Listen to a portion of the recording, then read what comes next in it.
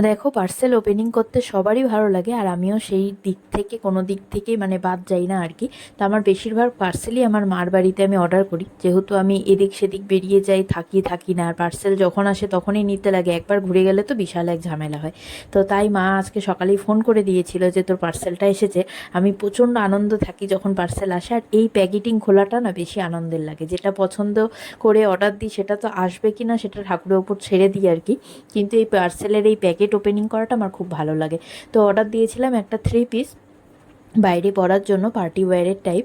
তো এটা দেখে মানে দেখেছিলাম একদমই অন্য রকম, কিন্তু এসেছেও একদম অন্য রকম। আরে খারাপ বলছি সেটা না, কিন্তু গলার সামনে যে কাজটা আছে ওটা আমার ঠিক পছন্দ হয়নি।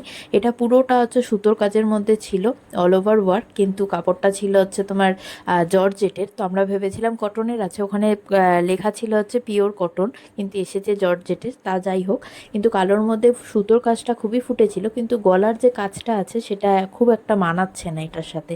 আর হাতাটাও এতই বড়, আমি এটা পরেও দেখলাম সেরকম মানে ভালো লাগছে না, বলে এটাকে আমি রিটার্ন দেবো। কিন্তু অনলাইনে যখন আমি প্রোডাক্টগুলো দেখি তখন এত সুন্দর লাগে মডেলগুলো যখন পরে থাকে। আর নর্মাল একটা প্যান্ট এসেছিলো, প্যান্টের মধ্যে কোনো কাজ ছিল না। তো এই হচ্ছে আমার পার্সেল, এটা আমি রিটার্ন দিয়ে দেবো, তোমার সাথে শেয়ার